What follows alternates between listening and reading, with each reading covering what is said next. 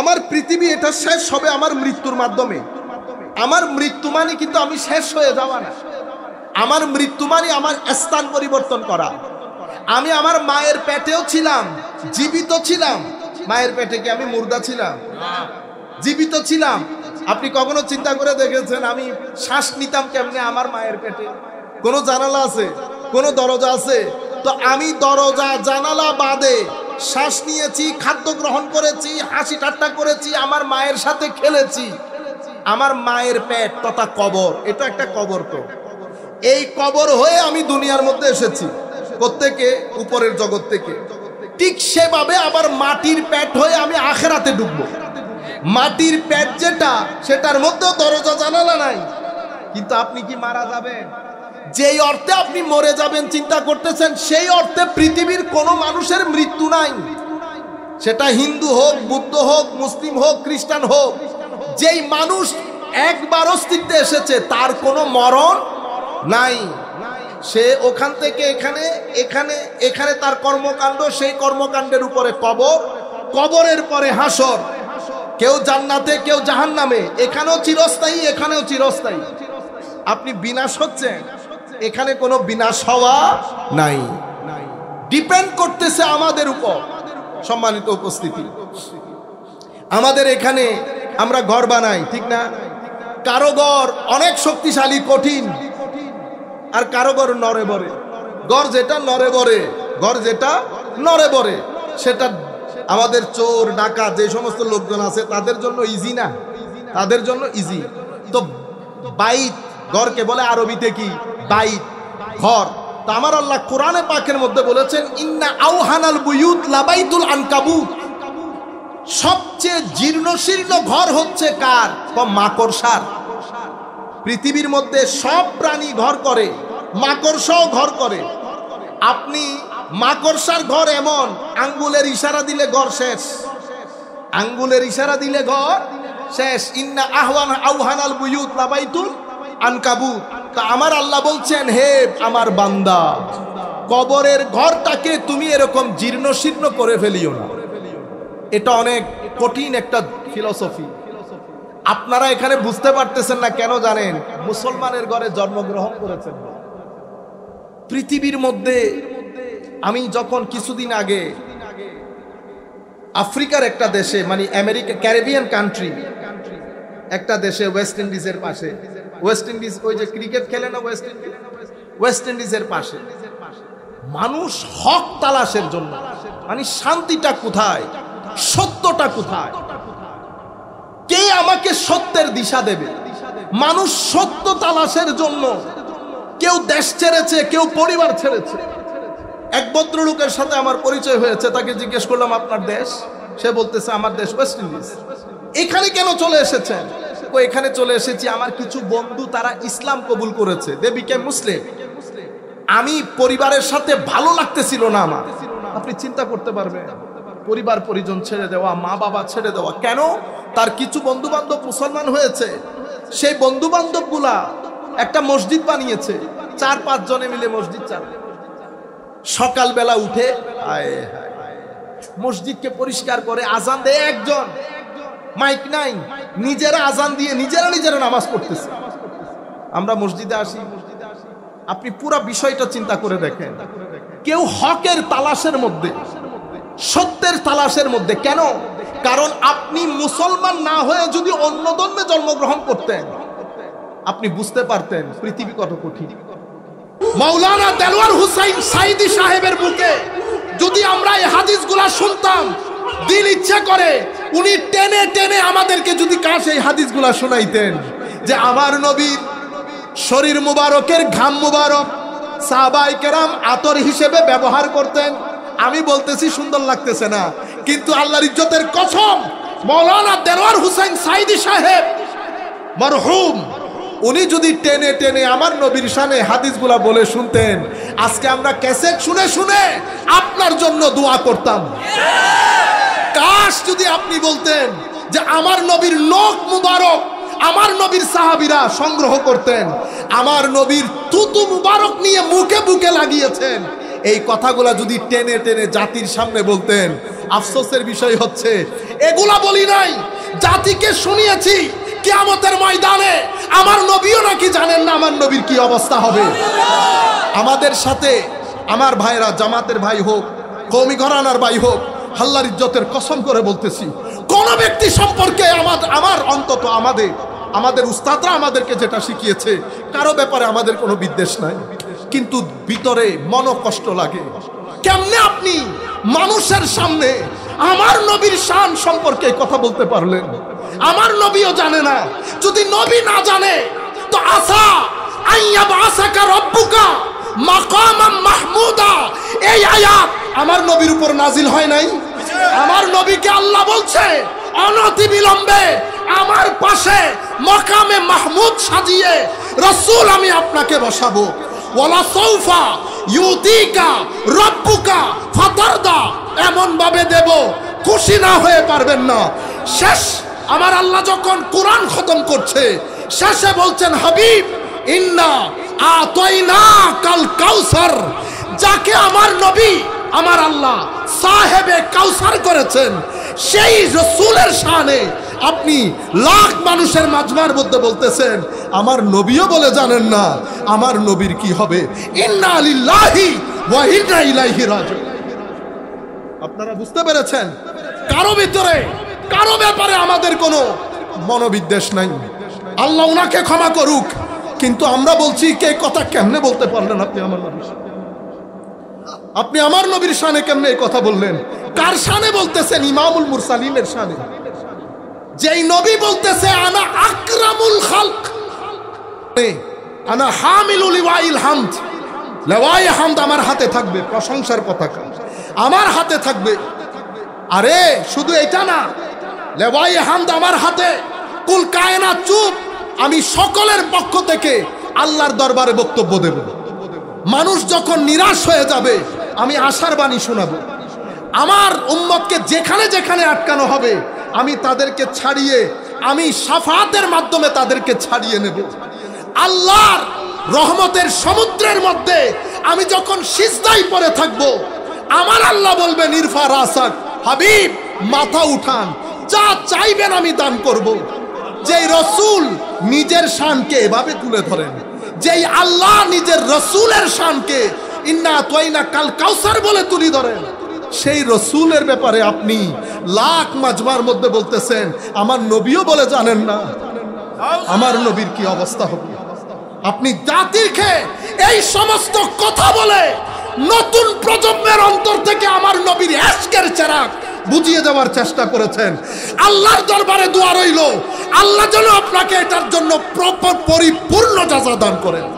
আপনি কেমনে আমার নবীর শানে? কারণ আমরা যখন বক্তব্য দেই আমাদের কথাগুলো ছেলেরা দলিল হিসেবে গ্রহণ করে। আপনি এমপি ছিলেন, আল্লাহ আপনাকে একটা বড় পর্যায়ে নিয়ে গেছে, লাখ মানুষের মধ্যে আপনি চেষ্টা করেছেন জাতির অন্তর থেকে রাজনীতির নাম দিয়ে, খেলাফতের নাম দিয়ে আমার নবীর ইশকের বাজারের মধ্যে আগুন ধরিয়ে দেওয়ার জন্য। হাদিস বুখারীর মধ্যে আসে নাই? আমার ইমাম বুখারী চ্যাপ্টার বানাই নাই, এই অধ্যায় আমার নবীর প্রতি মহাব্বতি ঈমান। এই অধ্যায় আমার নবীর শরীর মুবারক থেকে বের হওয়া সুগন্ধির অধ্যায়। বুখারী হাদিস রওয়ায়াত করেছেন। আমার সাথে কি কারো মারামারি আছে? কোন ওয়াজ তাকরীরের মাধ্যমে মানুষের ভিতরে ঘৃণা ছড়ায়েন না। বড় বড় আলেম সমস্ত ঘরানার, কি সলফি বলেন, কি আপনার কওমি বলেন, ওয়াহাবি বলেন, আহলুস সুন্নাহ ওয়াল জামাআহ বলেন, বড় বড় আলেম সবাই পৃথিবী ছেড়ে চলে গেছে। এখন আর এলম নাই, মোস্টলি পৃথিবী ছেড়ে চলে গেছে। আমার নবী ইরশাদ করেছেন, উম্মত আল্লাহ তোমাদের সিনা থেকে জ্ঞানকে বের করে জমিন থেকে উঠাবে না, বড় বড় আলেমদেরকে মৃত্যু দিয়ে এলম তুলে ফেলবে। ইন্নাল্লাহা লা ইয়াকবিদুল ইলম ইনতিজাআন ইয়ানতাজিউহু মিনান নাস বাল ইয়াকবিদুল ইলমা বিকবদিল উলামা আও কামা ক্বালা নবী সাল্লাল্লাহু আলাইহি ওয়াসাল্লাম। এরপরে পৃথিবীতে কোনো এলম থাকবে না। মানুষ জাহেল মূর্খদেরকে, আমাদের মতো জাহেল বাইরাল বক্তাদেরকে বড় বড় আলেম মনে করে প্রশ্ন করবে, তারা না জেনে উত্তর দেবে। 6 তাকবীর 12 তাকবীর, ভিতরের নামাজ 1 রাকাত, না আগা আছে না মাথা আছে। শরীয়ত বুঝি না, স্কুল বুঝি না, দলিল বুঝি না, নেহাজ বুঝি না, এখানে আইসা ফতোয়া দিয়ে দেয় কোরআন শরীফ ধরতে হলে ওযু লাগে না, কোরআনে পাক ধরার জন্য ওযু লাগে না। ওই তুই এটা বোঝানোর জন্য এখানে আসছো? বাংলার মানুষকে এটা শিখানোর জন্য তুমি মুফাসসিরে কোরআন? কর কানটা মুছরাইতে পারি না, যেই জিনিসগুলো এস্টাবলিশ এগুলা বলে এখানে, তারপরে কি দুরাই পাজেরো, কি দুরাই পাজেরো। আমি তো ইনকাম ট্যাক্স, গভর্নমেন্টের ইনকাম ট্যাক্সকে বলি আল্লাহর ওয়াস্তে আপনারা ওয়েলকাম করেন, আসেন আমাদের কাছে আসেন। যারা যারা পাজেরো দরাই তাদের কাছে যান। কিভাবে ওয়াজ করে করে পাজেরো? আল্লাহর ওয়ালিরা জায়গা বিক্রি করে, ধন বিক্রি করে, দৌলত বিক্রি করে মানুষের খাওয়ার ব্যবস্থা করেছে, থাকার ব্যবস্থা করেছে, মাদ্রাসার ব্যবস্থা করেছে, হ্যারিকেন নিয়ে নিয়ে এলাকায় এলাকায় দৌড়াইছে। আমি বলছি টাকা না দিলে যাব না। এরপরে বছর 2 বছর যাইতে পারে নাই, আমি নিয়ে ফেলেছি পাজেরো। এরপরে এগুলা আমাদের সোসাইটির মধ্যে আমাদের ছেলেগুলার অন্তরে লোভ ঢুকিয়ে দিয়েছে। তারা কি চিন্তা করে, ওই তো আমার বন্ধু কর কানটা মুছরাইতে পারে না, এ গাড়ি দৌড়ায়, এখন আমার ছেলে 20,000 টাকা চাকরি করে না, 20,000 টাকা চাকরি করে না, 30,000 টাকা চাকরি না, এগুলো দিয়ে কিছু হবে না। কেন? কারণ সমাজের আমাদের মতো কিছু মানুষের কাজ তার ভিতরে লোভ ঢুকিয়ে দিয়েছে। আপনারা বুঝতে পেরেছেন? আমি আপনারা এই কথাগুলো প্রচার করবেন, বোঝার চেষ্টা করবেন, ইমামদেরকে মূল্যায়িত করবেন, খতিবকে মূল্যায়িত করবেন, মসজিদের মধ্যে দার্সের ব্যবস্থা করবেন। আর আমরা যখন এখানে তাকরীর করতে আসব, যেই আসুক বলে দেবেন, কোনো উল্টা সমালোচনা হবে না, এটা আপনার টপিক, কোরআন এবং সুন্নাত অনুযায়ী মানুষকে তরবিয়ত দেন, মানুষকে শান্তি দেন। আমাদের ছেলেরা ড্রাগের দিকে ঝুঁকে যাচ্ছে, আমাদের ছেলেরা অসামাজিক কার্যকলাপের দিকে ঝুঁকে যাচ্ছে। কোনোভাবে ছেলেদেরকে উগ্র করবেন না। আমরা এখানে মুসলমান থাকে, হিন্দু থাকে, আমরা একজন আরেকজনের সাথে মিলেমিশে থাকি। আমাদের এখানে আপনি উস্কাবেন, আমাদের এখানে আপনি ধাক্কাধাক্কি করবেন, এগুলা আমাদের মাহফিলে হতে পাবো না। ক্লিয়ার কাট মেসেজ দিয়ে দেবেন, হুজুর এই আন্দাজে আমাদের এখানে তাকরীর করতে হবে। আপনারা বুঝতে পেরেছেন? আল্লাহ রাব্বুল আলামিন আমাদের হামি ও নাসির হোক। আকীদার বাজারের মধ্যে এখন না নামাজ এভাবে হবে না, তারাবি এভাবে হবে না, শবে বরাত নাই, এটা নাই, ঈদে মিলাদুন আপনার করতে ইচ্ছে না করলে আমার ভাই আপনি করিয়েন না। লাইলাতুল বারাত কুল কায়নাত পালন করে। আপনি বলেন হুজুর দলিল, আপনাকে দলিল দেব, কোনো দলিলের দরকার নাই, কোনো দলিলের দরকার নাই। আপনি দলিল দিয়ে প্রমাণ করবেন শবে বরাত বলে কোনো কিছু নাই। আমার নবী শবে বরাত পালন করতে নিষেধ করেছেন, আপনার অভিমত না। হাদিসের মধ্যে স্পষ্ট ভাষায় উল্লেখ থাকবে যে ইসলামী শরীয়তের মধ্যে শবে বরাত বলে আমার নবী বলেছে কোনো কিছু নাই, এই হাদিসটা দেখাবেন। মিলাদুন নবী সাল্লাল্লাহু আলাইহি ওয়াসাল্লাম স্পষ্ট ভাষায় হাদিসে পাকের মধ্যে দেখাবেন আমার নবী বলেছেন মিলাদুন নবী নাই। ঠিক আছে, আপনারা বাংলাদেশের মানুষ যদি সবাই মিলে নাই বলেন, মিলাদুন নবী নাই হয়ে যাবে? পৃথিবীর মধ্যে 57টা মুসলিম দেশের মধ্যে এটা পালিত হয়।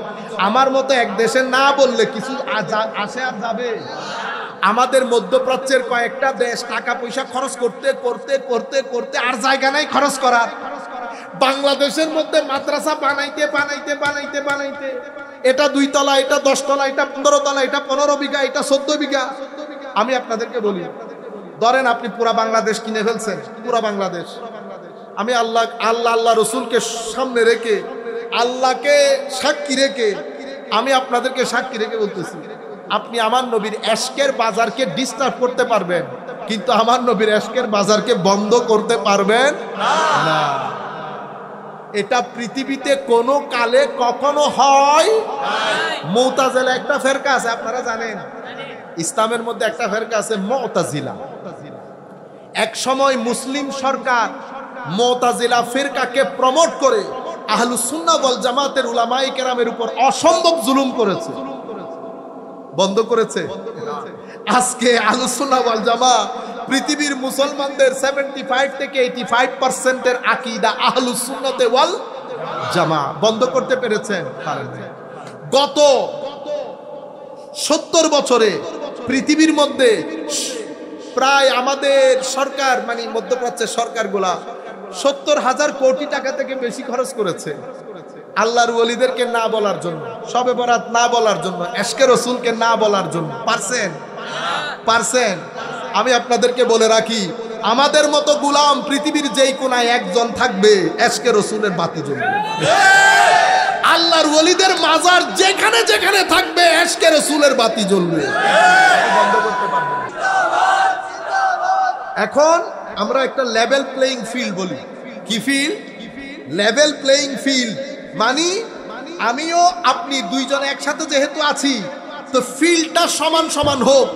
এখন কিন্তু ফিল্ড সমান সমান না। কেন? কারণ বাংলাদেশের মধ্যে মাদ্রাসায় যারা পড়ে 30%, 25%, তোর মধ্যে 80% পড়ে ওই মাদ্রাসায়, 20% এই মাদ্রাসায়। মধ্যপ্রাচ্যের টাকা 100 আউট অফ 100 কোটি কোটি কোটি কোটি কোটি টাকা খরচ হয় ওখানে। এখানে 1 টাকাও খরচ হয় না। এখানে 1 টাকাও খরচ হয় না। এত কিছুর পরেও ফিল্ড কিন্তু লেভেল প্লেইং না। আপনি কখনো রাতের অন্ধকারে শুয়ে শুয়ে চিন্তা করেছেন যে গত 70 বছরে মানুষ আমাদের বেশি, মাদ্রাসা আমাদের বেশি, টাকা আমাদের বেশি, এত সত্ত্বেও 70 বছরের মধ্যে মিলাদুন নবীর শরীরের একটা ক্যাশ পর্যন্ত ধরাইতে পারেন নাই। বাকি 70 বছরে পারবেন? আপনারা বুঝতে পেরেছেন আমার পয়েন্ট? গত 70 বছরে মানুষও আমার ভাইদের বেশি, আমার ভাইদের, বুঝতে পারতেছেন? মাদ্রাসা আমার ভাইদের বেশি। মানে কিরকম বেশি? 60-40 না, অনেক বেশি। টাকা পয়সা অনেক বেশি, কোটি কোটি টাকা। ঢাকার মসজিদ মাদ্রাসা, সমস্ত বড় বড় জায়গার মসজিদ মাদ্রাসা সব আপনার দখলে। 70-80 বছর হয়ে যাচ্ছে। আপনি মিলাদুন নবী বাড়তেছে না কমতেছে? আমি আপনাকে বলি, ফিতনা হবে, ছেলেরা ডিস্টার্ব হবে, মসজিদে মসজিদে মারামারি হবে। আমাদের ছেলেরা নতুন নতুন দাড়ি রেখে নতুন নামাজ শিখাবে, মুসলমান সমাজ ডিস্টার্ব হবে, কোনো সন্দেহ নাই। কিন্তু আল্লাহর ইজ্জতের কসম করে বলছি, এশকে রাসূলের শরীরের একটা ক্যাশ পর্যন্ত ঝরবে না। আপনি পারবেন না।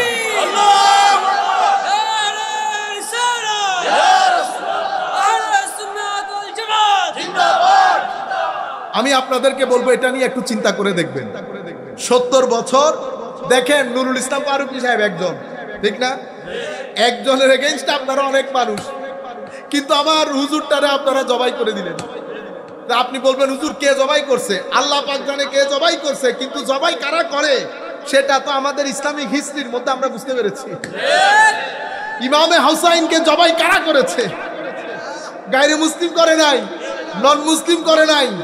আপনারা বুঝতে পেরেছেন? এটাকে খারেজিয়ত বলে, খারেজিয়ত বলে। আলামত কি? তো খারেজিয়তের আলামত হচ্ছে নবীর শানে বেয়াদবি করা, ওয়ালির শানে বেয়াদবি করা, আলে বাইতে রাসূলের শানে বেয়াদবি করা, শক্ত শক্ত করা কথা বলা। কারা আমার নবীর শানে করা কথা বলে? আমি করা কথা বললে আপনি আমাকে খারেজি বলবেন, আমার ভাই আরেকজনে বললে তারে খারেজি বলবেন।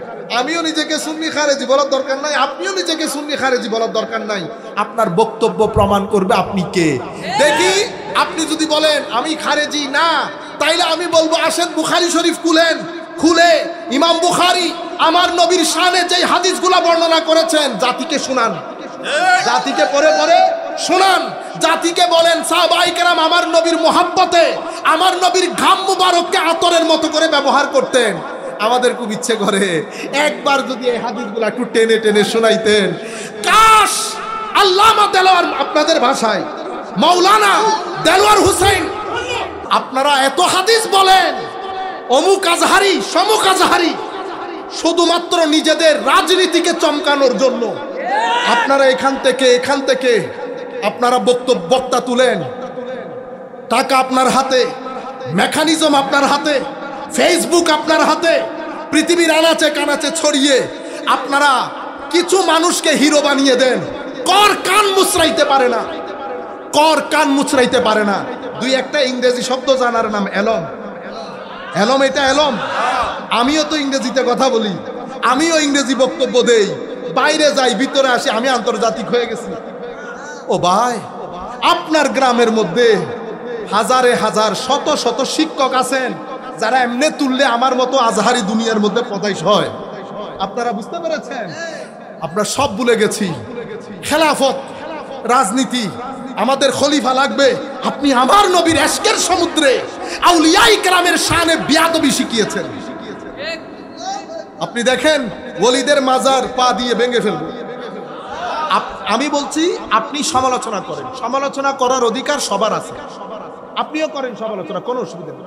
কিন্তু বেটা এটা একটা কথা হইল, আল্লাহর ওলিদের মাজার বাংলাদেশের বেশিরভাগ মানুষের সম্মানের জায়গা না?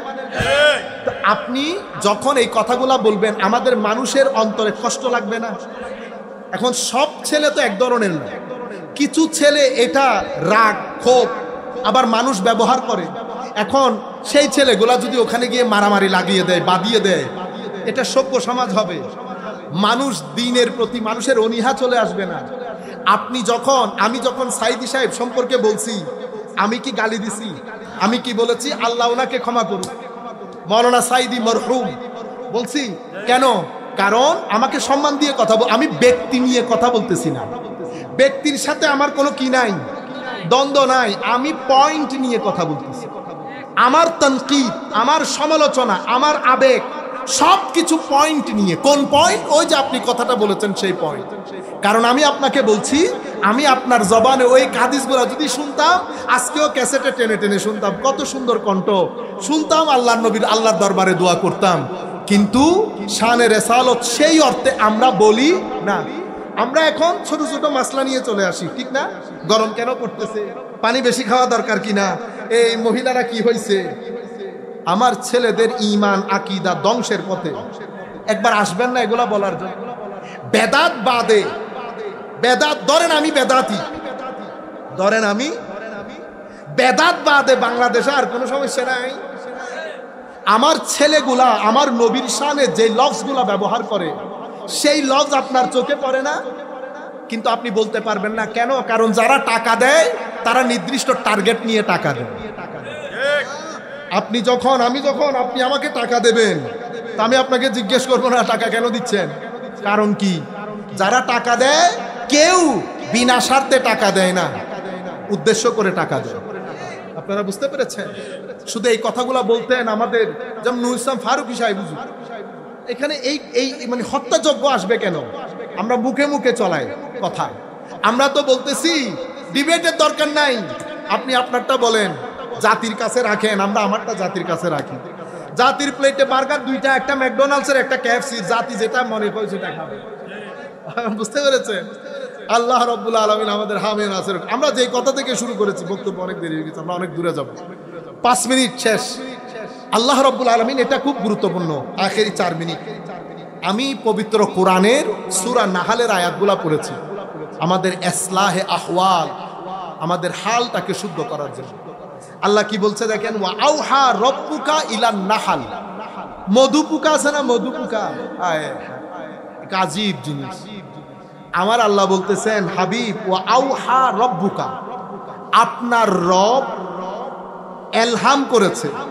কাকে? ইলান নাহালি, মধুপুকাকে। মধুপুকাকে আপনার প্রতিপালক এলহাম করেছে। কি এলহাম?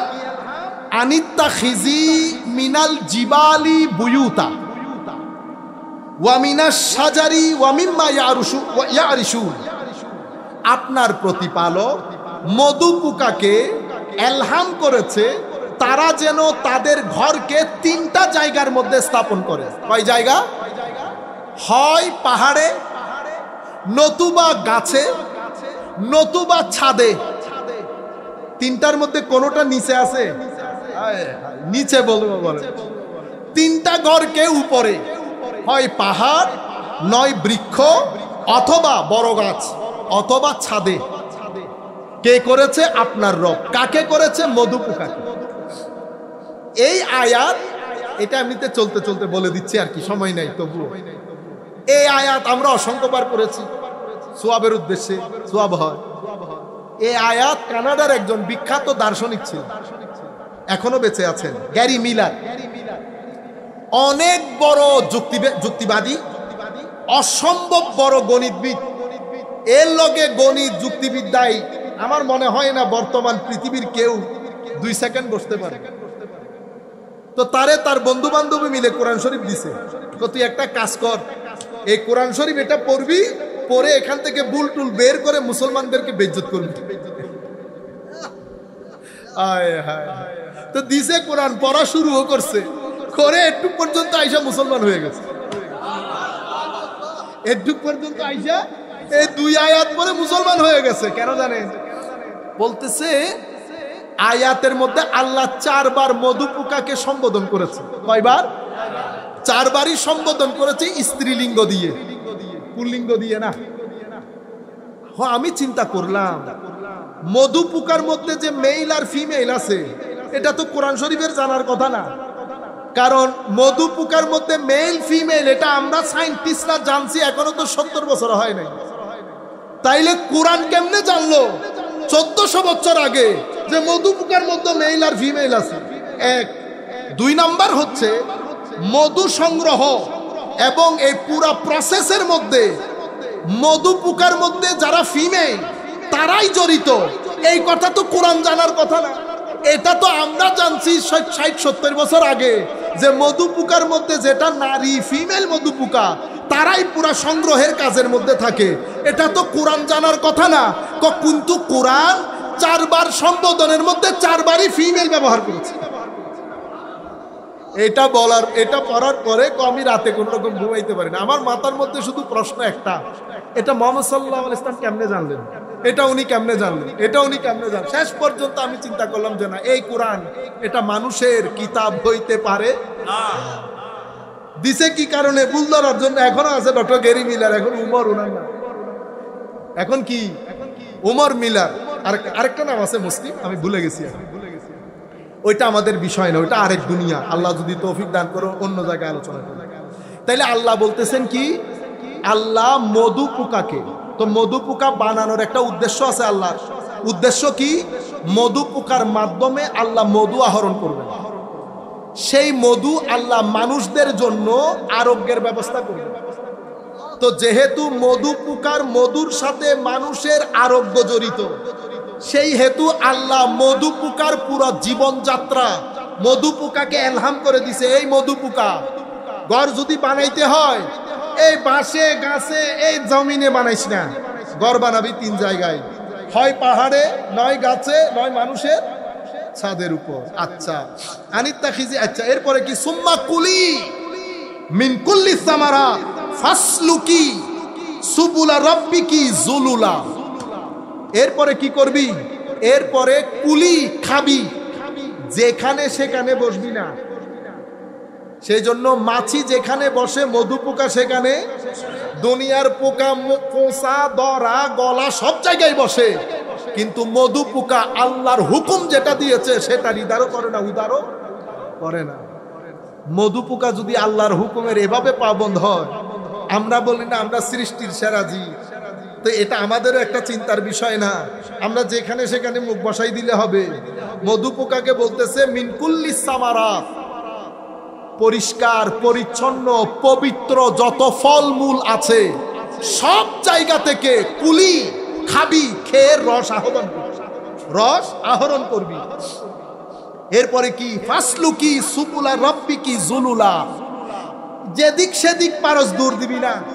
মধু আহরণের জন্য আমার আল্লাহ নির্দিষ্ট রুট রেখেছে, নির্দিষ্ট রুট রেখেছে, ভদ্রতার সাথে পবিত্রতার সাথে, এবং আমার আল্লাহ এবং রসুলের হুকুমের পাবন্ধ হয়ে যেই রুট আল্লাহ নির্ধারণ করে দিয়েছে ভদ্রতার সাথে সেই রুট দিয়ে যাবি আর সেই রুট দিয়ে আসবি। ডানেও দেখবি না, বামেও দেখবি না। এটা যদি আমি মধু পোকার কাহিনী বলি, অদ্ভুত তাদের মেকানিজম।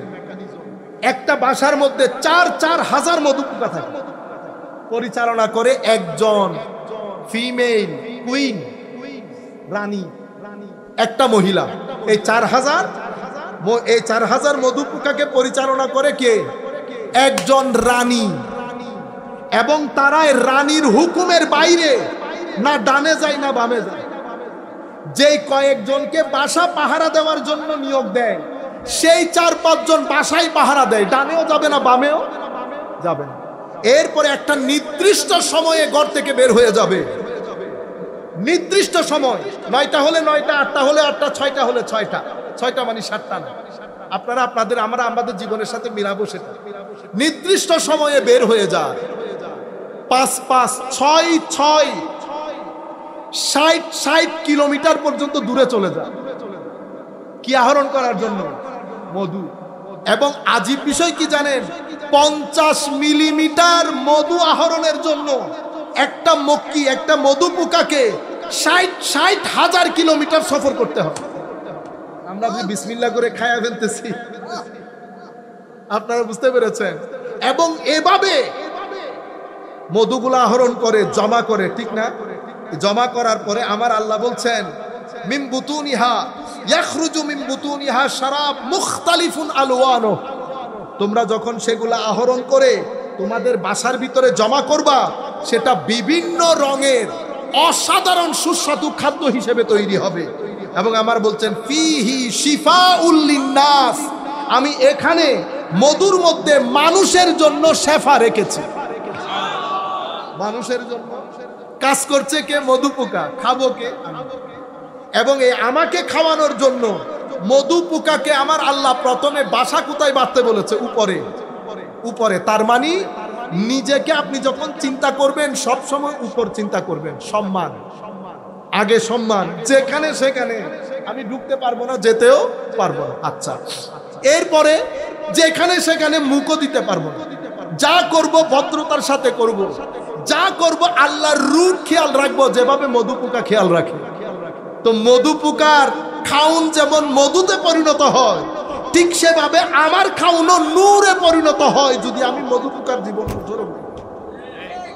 ফিহি শিফাউল লিন্নাস, মধু পোকা যখন আল্লাহর দেওয়া বিধান অনুযায়ী খাদ্য আহরণ করে, সেটা মানুষের যেমন আরোগ্য, মানুষের জন্য যেমন শেফা হয়ে যায়, ঠিক সেভাবে আল্লাহর ওয়ালিরা যখন আল্লাহর দেওয়া বিধান অনুযায়ী যেভাবে আল্লাহ চলতে বলেছে চলেছে, খাদ্য আহরণ করেছে, সেটা তাদের ভিতরে নূরে পরিণত হয়। ওইটা মানুষকে শারীরিক শেফা দান করে, এটা মানুষকে রুহানি শেফা দান। আপনারা বুঝতে পেরেছেন? অনেক রাত হয়ে গেছে, আমরা আর কথা না বাড়াই। আল্লাহ রাব্বুল আলামিন আমাদের হামি ও নাসির হোক। আমি চাইতেছিলাম আজকে মধু পোকার এই আয়াতগুলোর মাধ্যমে আমাদের ইসলাহে আহওয়াল, আমাদের জীবনকে আমরা কিভাবে গড়ব, আল্লাহর ওলিদের সাথে মিল রেখে এই জিনিসগুলো তুলে ধরতে চেয়েছিলাম, কিন্তু বক্তব্য অন্যদিকে ছুটে গেছে। আল্লাহ রাব্বুল আলামিন আমাদের হামি ও নাসির হোক। মাওলাই করিম আমাদের কবুল করুক। যা কিছু বলেছে এখানে, যা কোনো কিছু ভুল হয়ে থাকলে সেটা আমরা আল্লাহর দরবারে দোয়া করি, আল্লাহ আমাদেরকে ক্ষমা করুন। যা কিছু বলেছি এগুলো যদি শুদ্ধ হয়ে থাকে, আল্লাহ সেটা কবুল করুন, আমাদেরকে মার্জনা করুন।